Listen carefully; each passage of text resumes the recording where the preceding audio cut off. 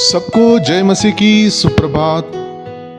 आज का हमारा पवित्र वचन दूसरा पत्रस इसका पहला अध्याय और वचन 3 ये है।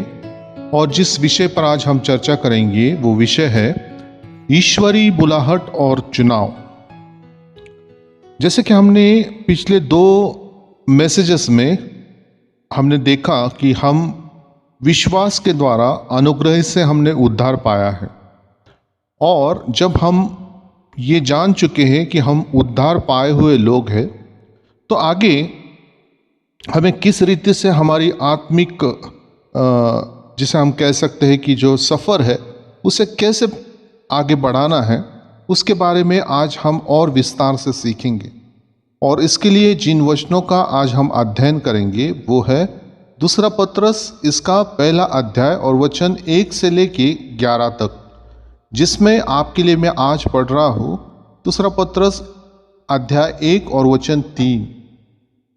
लिखा है, क्योंकि उसकी ईश्वरीय सामर्थ्य ने सब कुछ जो जीवन और भक्ति से संबंध रखता है हमें उसी की पहचान के द्वारा दिया है, जिसने हमें अपनी ही महिमा और सद्गुण के अनुसार बुलाया है। आमीन। जब हम इन वचनों को मनन करेंगे तब आप ये समझ जाएंगे कि हम परमेश्वर के बुलाए हुए और चुने हुए लोग हैं, और परमेश्वर उसकी पहचान में हमें कुछ और बातें यहाँ पर सिखाने की इच्छा रखता है। और हम वो बातें जब सीखेंगे तब हम परमेश्वर के वो गुण प्रकट करने में हमें आसानी होगी, जिसके द्वारा हम परमेश्वर के बहुमूल्य काम को कर सकते हैं। तो यदि मैं वचन से शुरुआत करूं, इसका पहला वचन जो है दूसरा पत्रस पहला अध्याय और पहले वचन में लिखा है, शमौन पत्रस की ओर से जो यीशु मसीह का दास और प्रेरित है, उन लोगों के नाम जिन्होंने हमारे परमेश्वर और उद्धारकर्ता यीशु मसीह की धार्मिकता से हमारा सा बहुमूल्य विश्वास प्राप्त किया है। यहाँ पर पत्रस जो है वो ये कह रहा है कि मैं उन लोगों को संबोधित कर रहा हूँ जिन्होंने मुझ जैसा ही विश्वास क्या किया है, प्राप्त किया है। और वो विश्वास, पत्रस जैसा विश्वास कैसे प्राप्त कर सके हैं लोग? क्योंकि उन्होंने उद्धारकर्ता परमेश्वर और यीशु मसीह की धार्मिकता पर विश्वास किया, और उसी के द्वारा उनका विश्वास जो है वो पत्रस के विश्वास के बराबर हुआ है। और पत्रस उन्हीं लोगों को यहाँ पर जो है वो संबोधित कर रहा है। आगे हम वचन को देखते हैं। इसी में वचन दूसरा लिखा है, परमेश्वर के और हमारे प्रभु यीशु मसीह के पहचान के द्वारा अनुग्रह और शांति तुम में बहुतायत से बढ़ती जाए। यहाँ पर पत्रस जो है वो परमेश्वर को और प्रभु यीशु मसीह के पहचान में ये कह रहा है कि ये विश्वासी लोग जो है ये अनुग्रह और शांति को क्या पाए? बहुतायत से पाए। अनुग्रह और शांति उनके अंदर बढ़ती चली जाए। आमीन।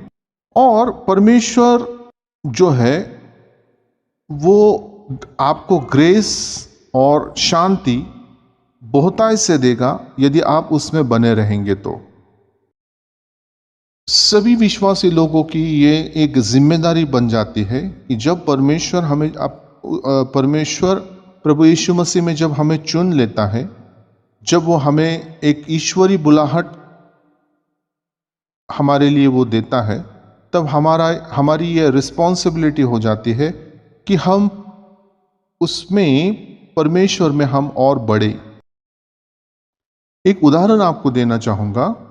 यदि हम यीशु मसीह के चेलों का उदाहरण ले, तो यीशु मसीह के चेले जब यीशु मसीह के साथ बहुत समय तक रहे, सब कुछ यीशु मसीह के साथ उनका उठना बैठना चलना फिरना सब कुछ था, तो जब आखिरी समय जब यीशु मसीह को गेत्सेमनी के उस बाग में लेकर आते हैं, मतलब प्रभु यीशु मसीह जब आते हैं, तो वहाँ पर यहूदा इस्करियोत जो है वो कुछ यहूदी लोगों के साथ, शास्त्री फरीसियों के साथ आकर परमेश्वर को पकड़ने के लिए एक इंडिकेटर देता है, संकेत देता है। ऐसा क्यों हुआ? क्योंकि वहाँ पर जो दूसरे चेले प्रभु यीशु मसीह के साथ थे वो इतने प्रभु यीशु मसीह के जैसे समानता में दिखने में थे कि लोगों को प्रभु यीशु मसीह कौन है ये पहचानना थोड़ा सा मुश्किल था। इसलिए यहूदा इस्करियोत ने उन लोगों की मदद की प्रभु यीशु मसीह को पहचानने में। ये मैंने उदाहरण आपको इसलिए दिया कि जब आप परमेश्वर के साथ संगति रखते हैं, जब आप परमेश्वर के साथ अपना समय बिताते हैं, तो उसके जो गुण हैं, जो कुछ भी परमेश्वर के अंदर है वो आप में आ जाता है, ट्रांसफर हो जाता है। जैसे चेलों के अंदर ट्रांसफर हो गया था, ना केवल उनका रहन सहन, बातचीत करने का तरीका, बल्कि उनका फिजिकल अपीयरेंस भी प्रभु यीशु मसीह के जैसा हो गया था और लगभग वो वैसे ही दिखने लग गए थे जैसे यीशु मसीह थे। इसलिए यहूदा इस्करियोत को हेल्प करनी पड़ी उन लोगों की कि यीशु मसीह को पहचानने में। तो आप भी, यदि हम परमेश्वर के डील डोल में बढ़ना चाहते हैं, तो हमें परमेश्वर के साथ, मतलब प्रभु यीशु मसीह के पवित्र वचनों के साथ, पवित्र आत्मा के साथ हमें संगति करना बहुत जरूरी है। और जब हम ऐसा करते हैं तब परमेश्वर का अनुग्रह और परमेश्वर की शांति जो है वो हमारे अंदर बढ़ती चली जाती है। नेक्स्ट वचन को हम देखते हैं। दूसरा पत्रस 1 अध्याय और वचन 3 में लिखा है, क्योंकि उसकी ईश्वरीय सामर्थ्य ने सब कुछ जो जीवन और भक्ति से संबंध रखता है हमें उसी के पहचान के द्वारा दिया है, जिसने हमें अपनी ही महिमा और सद्गुण के अनुसार बुलाया है। परमेश्वर ने हमें वो सब दिया है। परमेश्वर के पहचान में परमेश्वर ने हमें वो सब दिया है जिसकी जरूरत हमें इस संसार में जीवन जीने के लिए, और वो भी भक्तिमय जीवन जीने के लिए जिसकी जरूरत है, वो सारी बातें परमेश्वर ने अपने ईश्वरीय सामर्थ्य के द्वारा हमें दी है। क्योंकि परमेश्वर जो है वो महिमा और सद्गुण से भरा हुआ परमेश्वर है, और उसी के द्वारा हमें ये बातें जो है ईश्वरीय सामर्थ्य से हमें मिली है, ताकि हम अपना जीवन भक्ति से और परमेश्वर के संगति में जी सकें। दूसरा, इसमें नेक्स्ट वचन को जब हम और देखते हैं, दूसरा पत्रस 1:4 में वहां लिखा है, जिनके द्वारा उसने हमें बहुमूल्य और बहुत ही बड़ी प्रतिज्ञाएं दी है। जिनके द्वारा मतलब यीशु मसीह के द्वारा उसने हमें, मतलब परमेश्वर ने हमें बहुमूल्य और बहुत ही बड़ी प्रतिज्ञाएं मतलब वचन दिए हैं, ताकि इनके द्वारा, मतलब इन वचनों के द्वारा, इन प्रतिज्ञाओं के द्वारा तुम उस सड़ाहट से छूटकर जो संसार में बुरी अभिलाषाओं से होती है, ईश्वरी स्वभाव के समभागी हो जाओ। पत्रस हमें इस बात को यहाँ पर बताने की कोशिश कर रहे हैं कि हमें परमेश्वर के वचनों को रिस्पॉन्ड करना है। जब हम वचन को पढ़ते हैं तो ना केवल उसे पढ़ना है बल्कि उसको रिस्पॉन्स करना है, उस वचन को ग्रहण करके उसके द्वारा हमें अपने कार्यों को करना है, रिएक्ट करना है। उसका दूसरा मीनिंग हम ये कह सकते हैं कि वचनों पर चलना, वचन के अनुसार हमें रिस्पॉन्ड करना, मतलब वचन पर चलना, वचन जैसा कहता है वैसे करना, बिना कोई शक के, बिना कोई कंफ्यूजन के। हमें जैसे वचन कह रहा है वैसे हमको रिएक्ट करना है तुरंत। और जब हम ऐसा करते हैं तब वो वचन हमें आगे बताता है कि अगर ऐसा आप करते हैं तो उसके द्वारा क्या होगा, आप इस संसार की बुरी अभिलाषाओं से, जो हमें क्या करती है, हमें सड़ा देती है, उससे क्या हो जाएंगे, हम छूट जाएंगे। और क्या होगा फिर, छूटने के बाद हम ईश्वरी स्वभाव में संभागी हो जाएंगे। मतलब परमेश्वर का स्वभाव, प्रभु यीशु मसीह का स्वभाव हमारे अंदर कार्य करना शुरू कर देगा। आमीन। लेकिन उसके लिए हमें परमेश्वर के वचनों को क्या करना है? रिएक्ट करना है, रिस्पॉन्ड करना है, और वो भी पॉजिटिव रिस्पॉन्स। ऐसा नहीं कि आज आपने वचन सुना और फिर उसके ऊपर आपने कल परसों विचार किया और उसके बाद फिर वो वापस वैसे के वैसे रह गया। ऐसा नहीं चाहिए। जैसे ही हम वचन आपके पास आता है, हमें उसको पॉजिटिवली रिसीव करना है और उसके बाद पॉजिटिवली उसके ऊपर रिएक्शन देना है।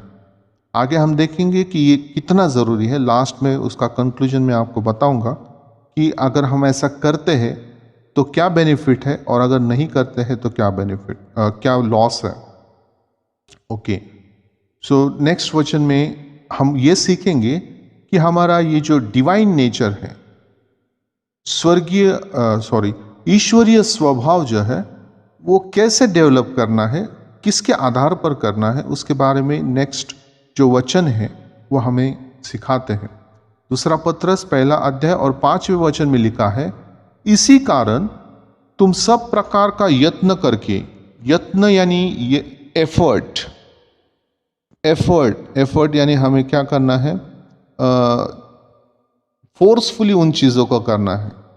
आसानी से नहीं होगी, क्योंकि जब भी हम परमेश्वर में बढ़ना चाहते हैं, जैसे मैंने पिछले कुछ वीडियोस में आपको बताया है कि जब भी आप परमेश्वर में यदि बढ़ना चाहते हैं तो हमारा शरीर जो है वो सबसे पहले आत्मिक बातों के आड़े आता है। आत्मिक बातों में आगे बढ़ने में सबसे बड़ा विरोध अगर किस चीज़ का होता है तो वो हमारे खुद के शरीर का ही होता है। इसलिए मैं यहाँ पर कह रहा हूँ कि आपको यत्न करना पड़ेगा, एफर्ट्स लेने पड़ेंगे। और लिखा है, इस कारण तुम सब प्रकार का यत्न करके अपने विश्वास पर सद्गुण। जैसे हम कहते हैं ना कि जब हम मकान बनाते हैं तो मकान बनाने के लिए पहले फाउंडेशन रखते हैं, उस फाउंडेशन पर हम आगे जो है वो ईंटें और दूसरी सारी चीज़ें रखते हैं। तो पहले फाउंडेशन है। उसी प्रकार से यहाँ पर लिखा है कि विश्वास पर पहले से, जैसे हमने पहले वचन में पढ़ा है कि हमारा विश्वास जो है वो उस पत्रस के विश्वास के समान है। ऑलरेडी है, हम हमारे अंदर है। अब इस विश्वास पर क्या करना है? हमें विश्वास पर सद्गुण को डेवलप करना है और सद्गुण पर समझ को डेवलप करना है। विश्वास पर सद्गुण और सद्गुण पर समझ, है ना, और आगे समझ पर संयम और संयम पर धीरज। सो पहले जो है वो विश्वास है, उसके ऊपर जो डेवलप करना है वो सद्गुण के ऊपर समझ को, और समझ के ऊपर संयम को, और संयम के ऊपर धीरज को, और धीरज पर भक्ति, और भक्ति पर भाईचारे की प्रीति, मतलब ब्रदरली लव, भाईचारे की प्रीति। एक दूसरे को, जैसे हम परमेश्वर से प्रेम रखते हैं वैसे एक दूसरे से भी आप क्या रखें? प्रेम रखें। एक दूसरे से मतलब केवल आपके घर वालों से नहीं, बल्कि आपके जो भी विश्वासी भाई बहन हैं उनके सभी के साथ आपको भाईचारे की प्रीति रखनी है। और आगे भाईचारे की प्रीति पर आपको प्रेम बढ़ाते जाना है। ये बहुत ही इंपॉर्टेंट स्टेप्स है हमारे मसीह जीवन में। जो उद्धार पाए हुए लोग हैं, उन्होंने इन बातों पर प्रैक्टिस करनी है, इन बातों पर फोकस करना है, इसको सीरियसली लेना है। जब हम इसको सीरियसली लेते हैं तब हमारा ईश्वरीय स्वभाव जो है वो डेवलप होना शुरू हो जाता है। फिर एक बार, विश्वास पर सद्गुण, सद्गुण पर समझ, समझ पर संयम, और संयम पर धीरज, धीरज पर भक्ति, और भक्ति पर भाईचारे की प्रीति, और भाईचारे की प्रीति पर प्रेम बढ़ाते जाओ। मैं आप सभी से अनुरोध करूंगा कि ये तो मैं हिंदी बाइबल से पढ़ रहा हूँ, लेकिन आप किसी भी भाषा में आप बाइबल पढ़ते हैं, आप ज़रूर से इन अध्यायों को निकालें। चाहे आप इंग्लिश में पढ़ रहे हो तो इंग्लिश में देखें, मराठी में पढ़ रहे हो तो मराठी में, और भी कोई अगर लैंग्वेज है जिसमें आप बाइबल अध्ययन करते हैं, उसमें आप ज़रूर से इस वचन को पढ़कर इसके ऊपर आप मनन करें, तो ही आप इसको और अच्छे से और बिल्कुल साफ रीति से समझ पाएंगे। क्योंकि हो सकता है कि किसी किसी को हिंदी में हिंदी बाइबल वो ना पढ़ते हो, हिंदी समझ तो लेते हैं लेकिन बाइबल नहीं पढ़ते हैं। तो जो भी बाइबल आप जिस भी लैंग्वेज में पढ़ते हैं, जिस किसी भी लैंग्वेज में, उसमें आप ज़रूर से इन वचनों को देखें। आगे लिखा है दूसरा पत्रस 1:8 में लिखा है, क्योंकि यदि ये बातें तुम में वर्तमान रहे, मतलब ऊपर की जो बातें हमने सीखी वो यदि आपके अंदर वर्तमान में रहती है, कभी आप उसको अगर डेवलप करते जाते हैं, उसको बढ़ाते जाते हैं, तो आगे लिखा है तो तुम्हें हमारे प्रभु यीशु मसीह की पहचान में निकम्मे और निष्फल होने ना देगी। मतलब यहाँ पर अगर मैं इंग्लिश में इसे पढ़ूँ तो वहाँ लिखा है, the more you grow like this, the more productive and useful you will be in your knowledge of our Lord Jesus Christ। इसका मतलब जब हम इन बातों को जो ऊपर दी गई है, इसको जब हम डेवलप करना स्टार्ट करते हैं अपने जीवन में, तब हम और फलवंत होंगे परमेश्वर के कार्यों में और परमेश्वर की पहचान। जब लोग हमें देखेंगे तब वो हमारे द्वारा प्रभु यीशु मसीह को पहचानेंगे। वो ये कहेंगे कि हाँ, ये सच में परमेश्वर प्रभु बेटे और बेटियां हैं। वचन हमें ये कह रहा है कि आप कभी भी निकम्मे और निष्फल नहीं होंगे, क्योंकि ये बातें जो हमने डेवलप की है या हम करेंगे वचन के आधार पर या वचन के द्वारा, वो हमें ईश्वरीय स्वभाव के समानता में बना देंगे। आमीन। और आगे वचन में लिखा है 1:9 में, दूसरा पत्रस 1:9 में, क्योंकि जिसमें ये बातें नहीं, now this is very important, क्योंकि जिसमें ये बातें नहीं वो अंधा है और धुंधला देखता है। नाउ यहाँ पर क्लियरली मेंशन है कि अगर हम इन ऊपर दी गई बातों को अगर हम डेवलप नहीं कर रहे हैं, इसको अगर हम नज़रअंदाज कर रहे हैं, या ये अभी तक आपके पढ़ने में नहीं आई है, या फिर आपने उसे हल्के में लिया हुआ है, तो वचन कहता है कि ऐसा व्यक्ति जो है वो अंधा है और धुंधला देखता है और अपने पिछले पापों से धुलकर शुद्ध होने को भूल बैठा है। मतलब हमें जो पापों से जो मुक्ति मिली है प्रभु यीशु मसीह के द्वारा, वो सारी बातें जो प्रभु यीशु मसीह ने हमारे लिए की, वो बातें हमारे जीवन से हम भुला बैठे हैं, ऐसा वचन कहता है। और वो व्यक्ति अंधा या धुंधला देखने वाला व्यक्ति बाइबल कहती है। तो हमें अपने आप को जांचना और परखना है कि क्या आज से हम, या फिर अगर आप इन बातों को पहले से करते आ रहे हो तो बहुत ही अच्छी बात है, और उसको डेवलप करें। और यदि ये आपके लिए आज ये वचन यदि आज आप पहली बार सुन रहे हैं या आपने इसके ऊपर इतना फोकस नहीं किया था इसके पहले, तो आज से आप इसको करना शुरू कर दें, ताकि आप स्पष्ट रीति से देखने लग जाओगे बाइबल के अनुसार, आपकी आत्मिक आंखें खुल जाएंगी। नेक्स्ट वचन दूसरा पत्रस 1:10 में लिखा है, इस कारण हे भाइयों, अपने बुलाए जाने और चुन लिए जाने को सिद्ध करने का भली भांति यत्न करते जाओ।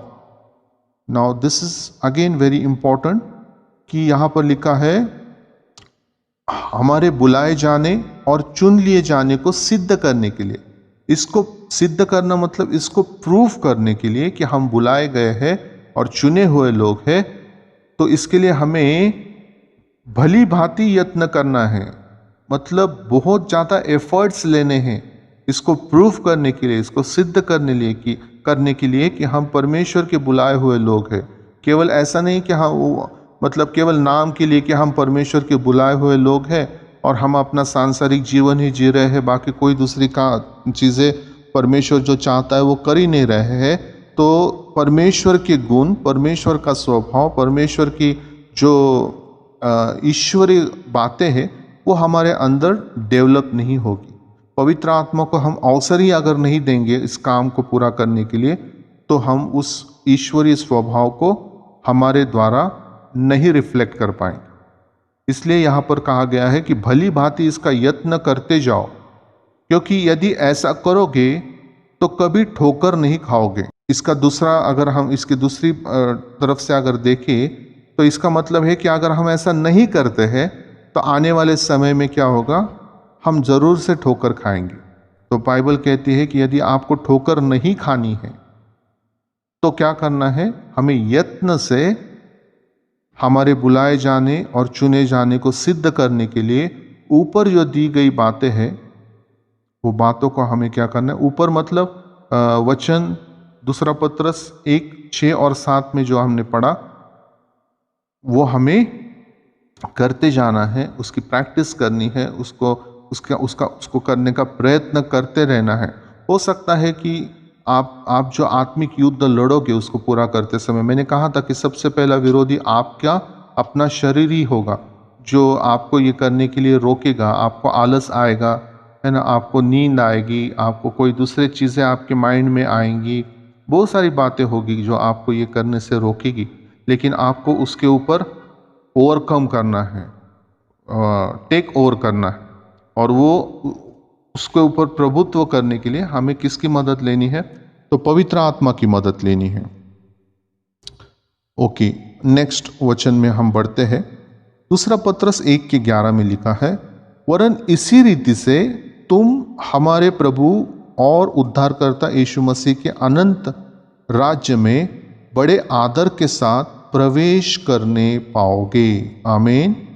अगर हम ऐसा करते हैं, अगर हम ये अपने दिनचर्या में इसको ऊपर दिए गए वचनों को यदि हम ऐड करते हैं तो लिखा है कि तुम हमारे प्रभु और उद्धारकर्ता यीशु मसीह के अनंत राज्य में बड़े आदर के साथ प्रवेश करने पाओगे।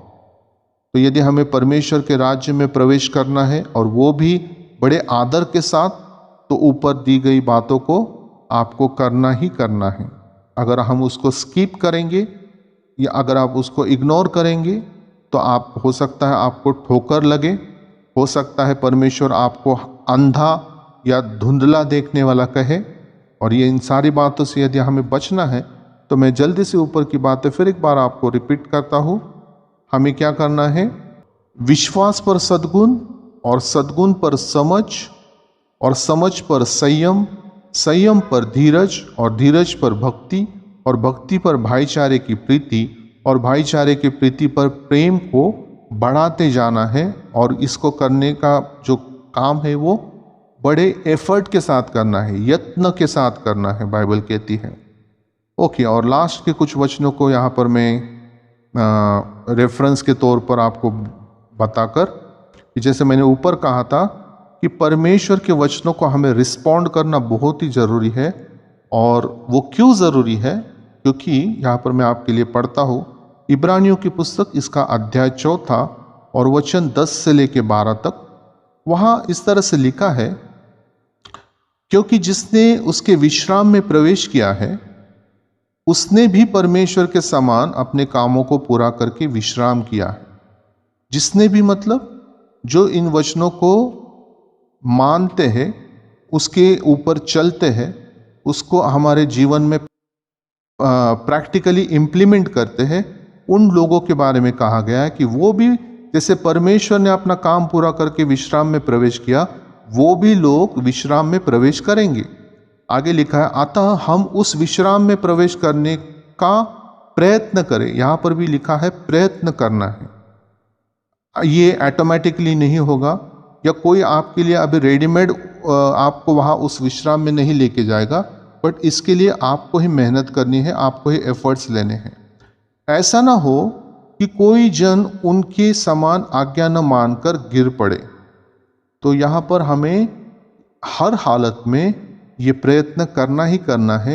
आज्ञाकारिता इसका एक मेन केंद्र बिंदु है जिसके द्वारा हम उस विश्राम में प्रवेश कर सकते हैं। और आगे लिखा है, क्योंकि परमेश्वर का वचन जीवित और प्रबल और हर एक दोधारी तलवार से भी बहुत चोखा है। तो परमेश्वर का वचन, सबसे पहले जैसे मैंने कहा कि आपको वचन को रिस्पॉन्स देना है, रिस्पॉन्ड करना है, रिएक्ट करना है। उसका कारण मैं यहाँ पर अभी बता रहा हूँ, क्योंकि परमेश्वर का वचन जीवित है। तो अगर वचन जीवित है, जैसे हम एक इंसान से बात करते हैं, अगर वो कोई प्रश्न पूछता है तो हम रिस्पॉन्स देते हैं, उसका उत्तर देते हैं। और यदि हम उसको उत्तर ना दे तो क्या हो जाता है? इसका मतलब है कि हम उस व्यक्ति को इग्नोर कर रहे हैं, उसके प्रश्न को नज़रअंदाज कर रहे हैं। और दूसरी भाषा में कहेंगे कि हम उसको डायरेक्टली क्या कर रहे हैं? उसका इंसल्ट कर रहे हैं। वो पूछे जा रहा है लेकिन हम कोई रिएक्शन नहीं दे रहे हैं। तो इसी का मतलब, अगर यही बात यहाँ पर भी हम लागू करें तो यहाँ लिखा है परमेश्वर का वचन जीवित है।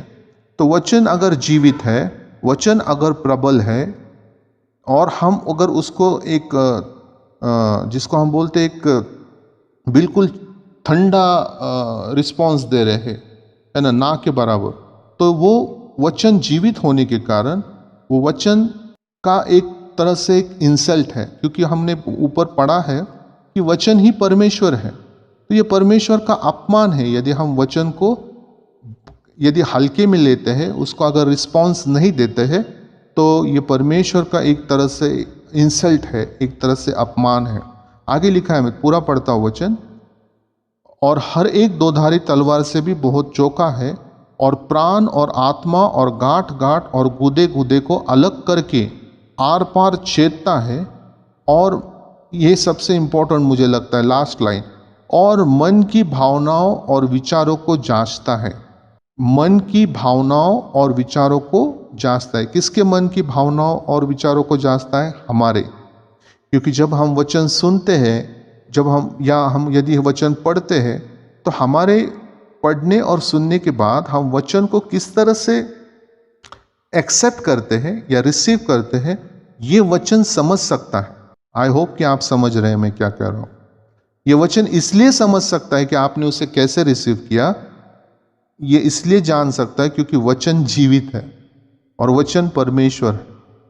हम एक बार किसी मनुष्य को फंसा सकते हैं, उसके मुंह पर हम हाँ हाँ कह सकते हैं, लेकिन मन में हमारे उसके लिए ना है।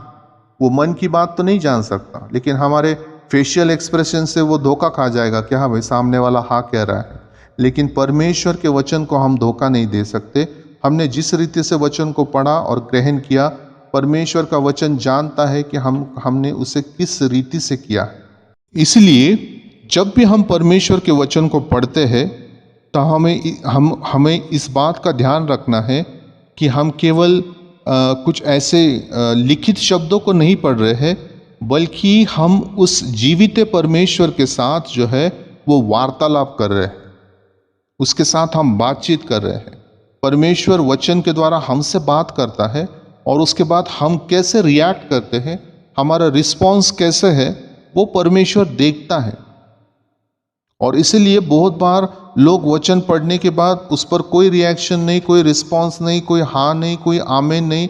आज भी यदि आप मेरे इस वचन को जब आप सुन रहे हैं, उसके बाद आप केवल सुनकर यदि चले जाते हैं वीडियो को ऑफ करके, कोई रिस्पॉन्स नहीं है, कोई हाँ नहीं, कोई आमीन नहीं, है ना, आपके माइंड में परमेश्वर ने किस रीति से बात की उसका कोई रिफ्लेक्शन यदि आप नहीं देते हैं, तो एक तरह से ये मेरा तो नहीं, क्योंकि मैं परमेश्वर का एक सेवक, एक दास हूँ, लेकिन मैं जिस बात को आपके सामने लेकर आया हूँ वो एक परमेश्वर का वचन है। तो आपको परमेश्वर के वचन को रिस्पेक्ट देना आना चाहिए। केवल आपको ही नहीं, ये सभी के लिए, मेरे लिए, सबके लिए ये बात लागू होती है ना, क्योंकि परमेश्वर जीवित है, परमेश्वर का वचन जीवित है। और जब हम वचन को ग्रहण करते हैं, वचन जब हमसे बात करता है, तब हमें ये चाहिए कि हम औरों को भी इस वचन को क्या करें, इस वचन के द्वारा औरों को भी ये सुसमाचार बताएं। एक बात मुझे यहाँ पर याद आ रही है कि मैंने ये बात किसी से सीखी है कि जब हम कहते हैं कि यीशु मसीह जो है वो चरवाहा है और हम उसकी भेड़ें हैं, तो भेड़ें जो है वो भेड़ों को बढ़ाती है, मतलब मल्टीप्लाई करती है। भेड़ें जो है वो भेड़ों को जन्म देती है। जैसे इंसान इंसानों को जन्म देता है, वैसे भेड़ें भेड़ों को बढ़ाती है।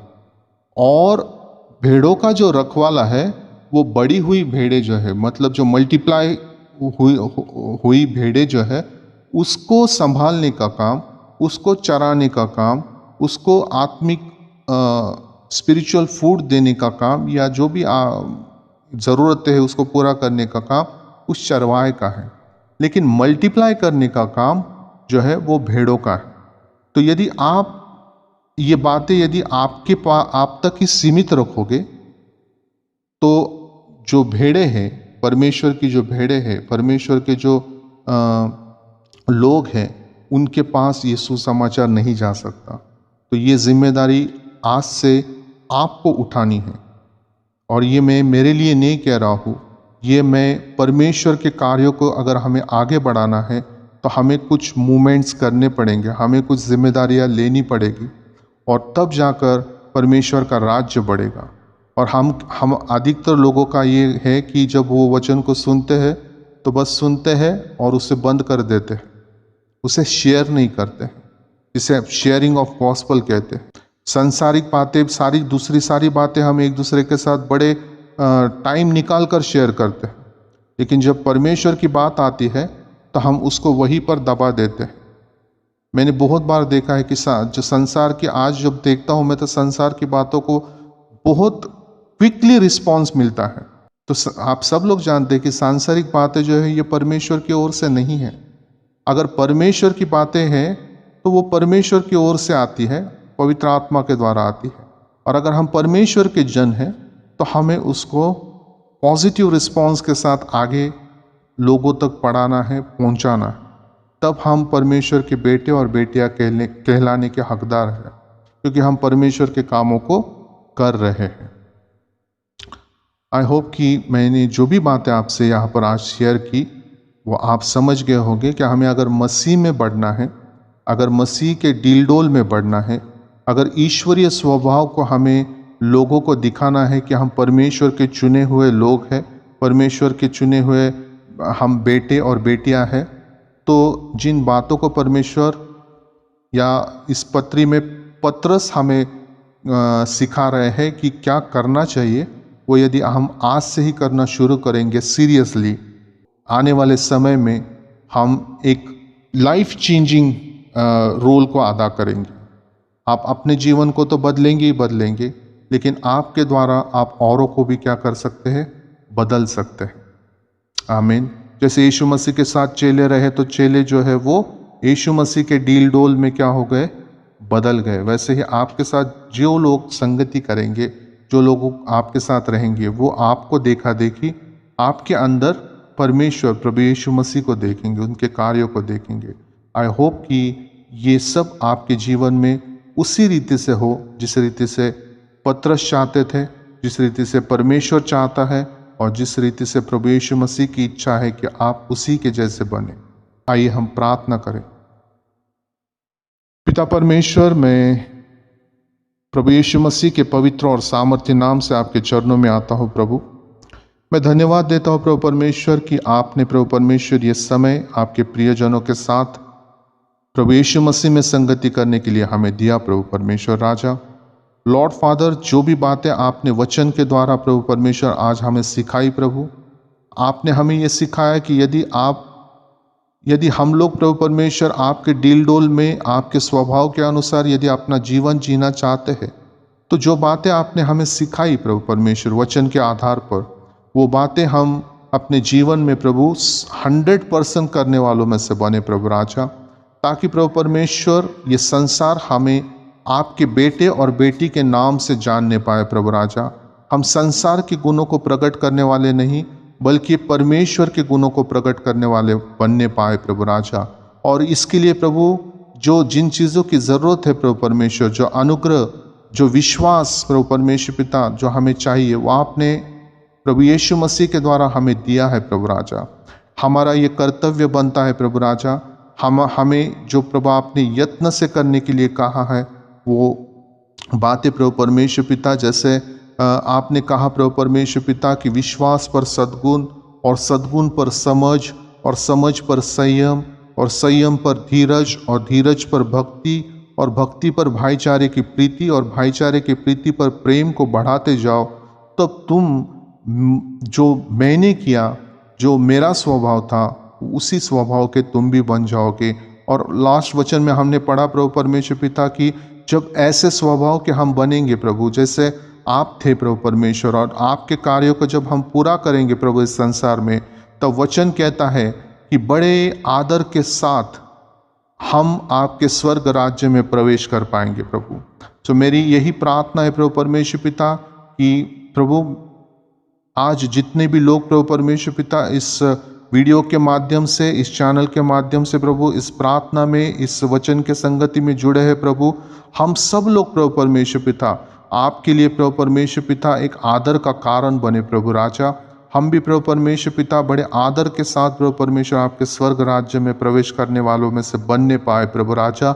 और इसके लिए प्रभु जो अनुग्रह, जो प्रेम, जो दया, जो ज्ञान, जो बुद्धि प्रभु परमेश्वर जिसकी ज़रूरत है, वो सारी बातें आपने हमें दी है प्रभु। केवल हमें प्रभु परमेश्वर पिता उसका उपयोग करते हुए यत्न से प्रभु परमेश्वर पिता इन बातों को करने की कोशिश करनी है, इसको पूरा करना है प्रभु राजा, और लगातार बिना रुके प्रभु परमेश्वर आपके कार्यों को आगे बढ़ाना है प्रभु परमेश्वर। सारे आपके प्रभु इस पवित्र बातों के लिए, आपके पवित्र वचनों के लिए, और प्रभु परमेश्वर हम हृदय से आपको धन्यवाद देते हैं प्रभु। और प्रभु परमेश्वर पिता इन प्रियजनों को प्रभु परमेश्वर जो इस प्रार्थना में इस समय सहभागी है प्रभु, मैं प्रभु यीशु के नाम से प्रभु राजा उन सभी को ब्लेस करता हूँ प्रभु राजा। और होने दे प्रभु कि वो फलवंत होए प्रभु राजा, और वचन को प्रभु परमेश्वर पिता लोगों तक पहुंचाने वाले, और प्रभु आपके स्वर्ग राज्य को प्रभु परमेश्वर पिता बढ़ाने वालों में से होने पाए प्रभु। उनके लिए भी प्रभु परमेश्वर पिता जो इस वचन को नहीं सुन पाए प्रभु राजा, होने दे कि प्रभु परमेश्वर ये वचन उन तक पहुंचे प्रभु राजा, और वो सत्य को जाने और सत्य उन्हें स्वतंत्र करे प्रभु राजा। और जो स्वर्गीय बातें प्रभु आपने हमें दी है, वो बातें प्रभु वो भी हासिल कर पाए प्रभु राजा। फिर एक बार सारी बातों के लिए प्रभु जो आपने हमारे लिए की, उसके लिए हम हृदय से आपको धन्यवाद देते हैं, और प्रार्थना को आपके बेटे प्रभु यीशु मसीह के नाम से मांगते हैं। आप सुनिए और कबूल कीजिए पिता। आमीन, आमीन एंड आमीन। Hallelujah. Thank you Lord, thank you Jesus. So at the last मैं आप सभी से फिर एक बार रिक्वेस्ट करना चाहूँगा कि इस वीडियो को अधिक से अधिक लोगों तक आप पहुँचाएँ। आप इसे लाइक करें, शेयर करें, आपके वैल्यूएबल कमेंट्स को आप दे सकते हैं, ताकि लोग उस कमेंट को पढ़ के उनका विश्वास और बढ़े। यदि आपकी गवाही कोई है तो उस गवाही को भी आप शेयर कर सकते हैं, और सुसमाचार प्रचार को बढ़ाने में और प्रचार करने में आप अपना सहयोग दें। सो आज के लिए बस इतना ही। सबको जय मसीह की। God bless you all.